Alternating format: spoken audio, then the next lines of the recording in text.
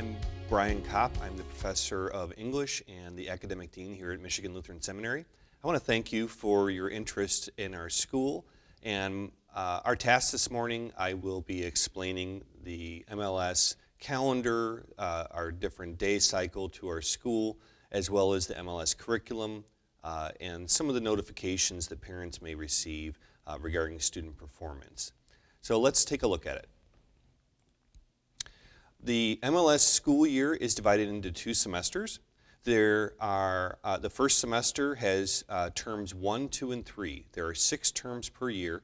So the first semester has 3 terms. The second semester has 3 terms, terms 4 through 6.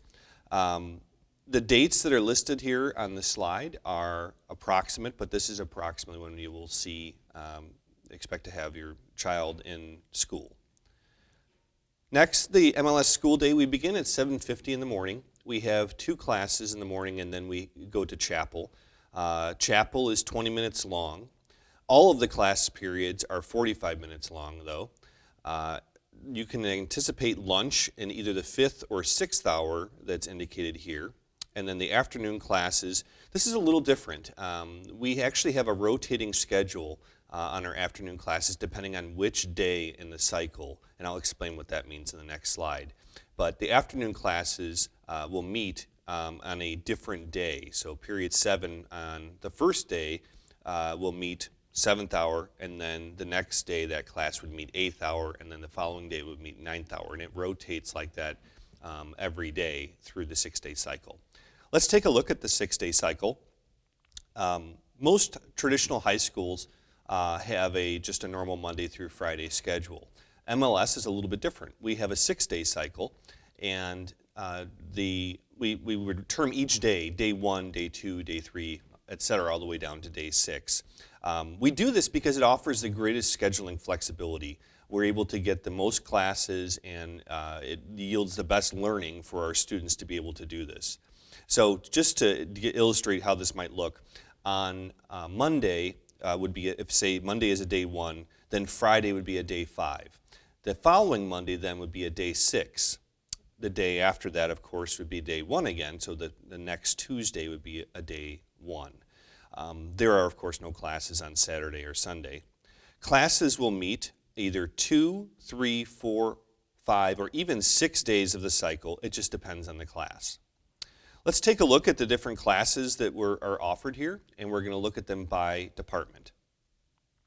So we'll start with the English department. I'm an English professor here, and each of the columns here will be the same in each of the slides we look at, more or less. So let me first talk about the way this is laid out, and then I'll take you through what we offer in the English curriculum.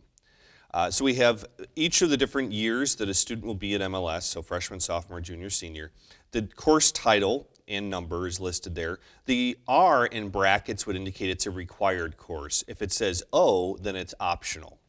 There are 6 days in the cycle maximum, but you'll see here that the number of times in which the class would meet during that 6-day cycle varies depending on the class. Again, I show whether it's 1 or 2 semesters. There are classes that meet just a single semester, and then the number of credits are there, and then you see a total that indicates the total required for graduation. So in the English curriculum, freshman year they take English 9, followed by composition and speech, American literature, and then British literature. I won't go into the details of each class's description. That can actually be found in the MLS website under the course catalog. If you look there, you can find a description of each of the classes. Next, the foreign language curriculum. Freshman year, every student will take Latin except for international students. International students are treated just a little bit differently. So every student except the internationals will take Latin 1 their first year. The second year, they have a choice. They can choose to take Latin 2 and continue in Latin. They can take Spanish 1 or they can take German 1. Of course, students here are encouraged to take more than one language. So they could take say Latin 2 and Spanish 1 or Latin 2 and German 1, for example. You'll note that those meet 5 days of the cycle and for both semesters. The junior year, students can continue in the language they took sophomore year. They need to take at least 2 years of every language that they take here. So if they were to take Spanish 1 first or sophomore year, they'd have to continue with Spanish 2 and at least get Spanish 2 in, for example. Senior year, again, they have a choice here. They can take Latin 4, Spanish 3-4, German 3-4. Some students have already taken Spanish, as an example, before they get to MLS, and they may be placed in a higher level. They might start sophomore year with, say, Spanish 2, for example, if they're really proficient. But most are going to start with a choice between Latin 2, Spanish 1, or German 1. Our math curriculum, you'll notice this is laid out just a little bit differently than the other slides that we've looked at. There are 3 different paths, and it depends on the student's proficiency in mathematics coming in. Every student that comes in here as a freshman will have to take a high school placement test. The high school placement test, as the name implies, helps us to appropriately place the student in the math level that will make them most successful. So path A, they would begin with pre-algebra, proceed through algebra, geometry, and then senior year they would finish with algebra 2. Path B is a little bit more rigorous, a little bit more difficult. They would start with algebra, move to geometry, then algebra 2, and then they would conclude with pre-calculus.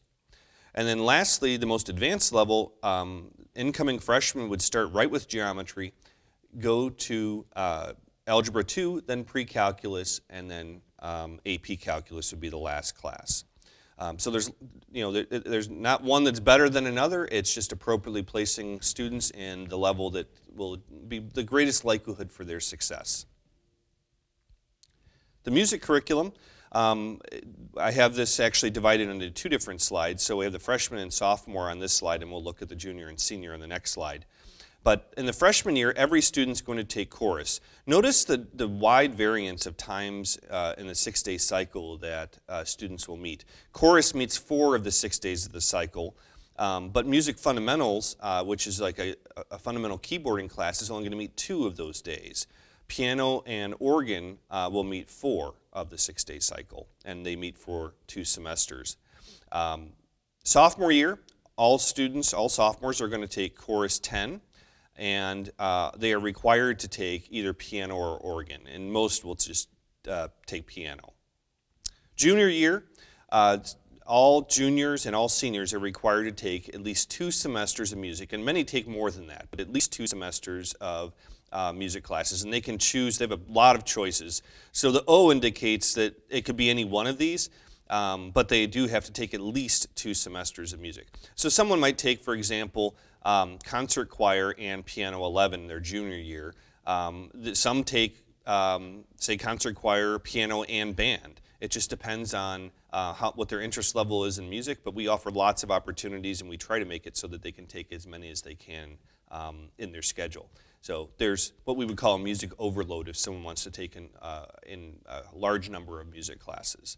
And senior year, the choices are more or less the same. You'll notice really the only difference there is hand chimes is offered junior year, hand bells is offered senior year, but otherwise the classes are more or less the same in terms of what they can choose from. PE is offered the freshman and sophomore years. They're not offered junior and senior year. Freshmen and sophomores will have the class meet 3 days in the cycle, 3 days in the 6-day cycle, and in, say, the sophomore year, they get, there's a unit built in for health as well as PE, and this satisfies the state of Michigan graduation requirements, which we're actually going to look at the graduation requirements here in just a little bit. The religion curriculum, as you would imagine at this school, since it's a ministerial prep school, we will have religion classes here and rigorous ones too. Freshman year, all students are going to take Bible 9, and sophomore year, Bible 10.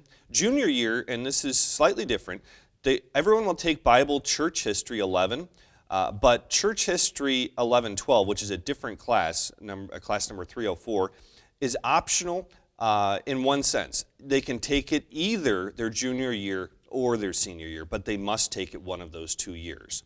So lastly, senior year, all students will take doctrine, and that's the last religion class for seniors here.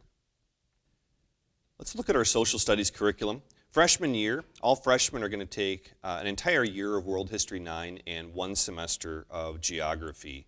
Sophomore year, they'll take World History 10, followed by American History, and then senior year, they have a semester each of government and economics. So for the social studies, they'll finish with 4.5 credits for graduation. The science curriculum, freshmen just take a single semester their freshman year of general science, and then sophomore year they take a full year, sophomore and junior year they take a full year. So they have biology, chemistry, and physics. Our electives, we offer freshman year just a single choice. Students can opt to take band. It's not required, but it is encouraged that students take it, and they're available to take it all 4 years here at MLS. But that's the only elective that they're allowed in their schedule. This freshman schedule is pretty tightly structured, so there's not a lot of wiggle room for students to choose from things, which actually makes things better in many ways. Sophomore year, students will choose band, and then of course they can choose a second foreign language, as I already indicated. And that second language, the primary language would need to be Latin, Latin 2, and then they can choose to add German 1 or Spanish 1. Once again, that's optional. They're not required to take 2 languages, but again, it's encouraged that they would take it. Junior and senior year, the elective choices are the same. Students can elect to take American History, 1945 to present, Art and Art History 1, Art and Art History 2, Earth Science, and Anatomy and Physiology. Once again, for each of the years that from sophomore on, they can choose to take foreign language, or they can take a music overload by taking more music classes. We do offer a few classes online.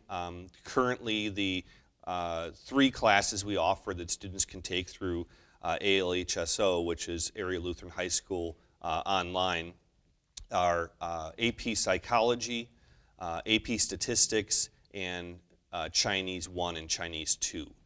Those are subject to departmental approval for someone to actually be able to take those classes. But those are the 3 classes. I didn't include them on here because it really depends on whether they have enough students enrolled for them to even have the class. It's not a guarantee that the class will actually be available, but all other Wells High Schools participate, or many of the other Wells High Schools participate in this. MLS graduation requirements. To satisfy our graduation requirements, students must satisfy 2 things. They have to satisfy the state of Michigan graduation requirements, and they have to satisfy the enrollment requirements for the entry grade level here. So I'm going to show you on the next slide what those number breakdowns look like. But we're going to look at really what a typical 4-year MLS student would have to, what the total number of credits they'd have in order to graduate. So you'll see here on this slide, each department is listed: English, foreign language, math, music, all the way down, and the number of credits for each. Currently, it's at 31.2 credits. If a student is enrolled here from freshman to senior year, they would have a minimum of 31.2 credits to be required for enrollment, and then the state of Michigan requirements are 20 credits. Part of the reason for the difference between those 2 numbers is we do get students that will transfer to MLS, and they may come in, say, from a public high school. They won't have taken some of the classes that an enrolled student here would take. So we have to honor what the state of Michigan will give for being able to honor a diploma. But otherwise, they will be required to take the classes in sequence. The MLS grading scale is rigorous. It's typical for Wells schools, but in other schools across America, this would be a very aggressive grading scale. So you can see the bottom of an A minus would be a 93. In most schools across America, it's a 90. And you'll see at the other end of the spectrum, a 70% is an F, or below a 70% is an F. So that's, since this is a prep school, the standards are higher, and therefore students are expected to achieve at a higher level. It's of course able to be done. It just requires diligence from the students and excellence from them.